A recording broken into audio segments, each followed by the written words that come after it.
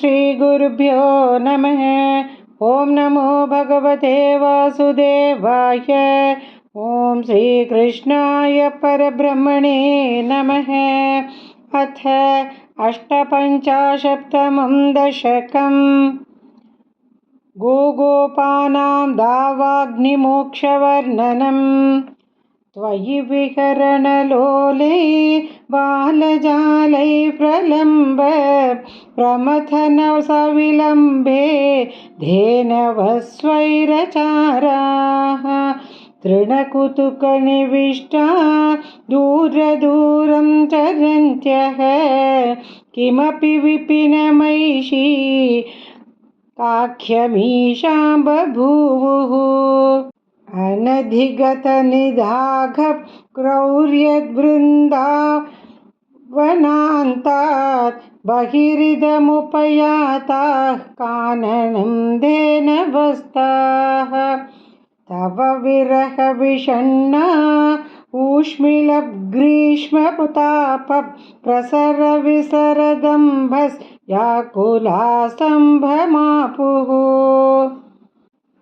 तदनु सहसहायैर्दूरमन्विष्य शौरे गलितसरणिमुञ्जारण्यसञ्जातखेदम् पशुकुलमभिवीक्ष्य क्षिप्रमानेतुमारात् त्वयि गतवती सर्वतोऽग्निर्जृम्भे। सकलहरिति दीप्ते घोरबाङ्कारभीमे शिखिनि विहतमार्गा अर्धदग्धा इवार्ताः। अहह भुवनबन्धो पाहि पाहीति सर्वे शरणमुपगतास्त्वां तापहर्तारमेकम्। अलमलमतिभीत्या सर्वतो मीलयध्वं दृशमिति तव वाचा मीलिताक्षेषु तेषु। क्वनु दवदहनोऽसौ कुत्र मुञ्जाटवीसा सपदि ववृतिरेते अन्तभाण्डीरदेशे। जय जय तव माया केयमीशेति तेषां नुतिभिरुदितहासो बद्धनानाविलासः। पुनरपि विपिनान्ते प्राचरः पाटलादि प्रसवनिकरमात्रग्राह्य घर्मानुभावे।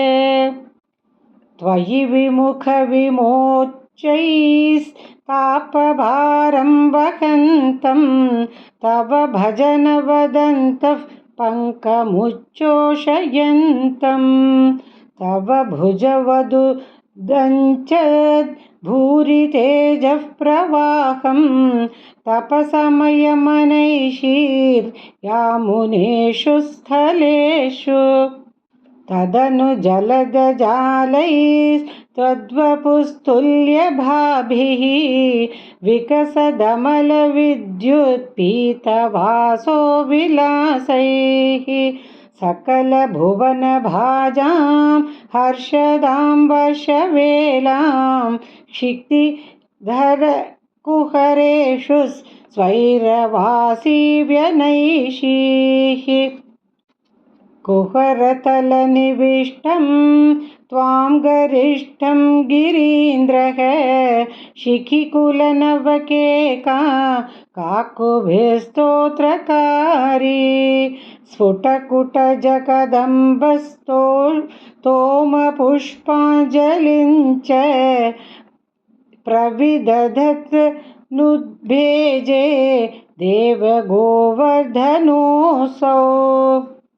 अथ शरदमुपेतां तां भवद्भक्तचेतः विमलसलिलपूरां मानयन् काननेषु। तृणममलवनान्ते चारुचञ्चारयन् गाः पवनपुरपते त्वं देहि मे देहसौख्यं नारायणाखिलगुरो भगवन्नमस्ते नारायणाखिलगुरो भगवन्नमस्ते।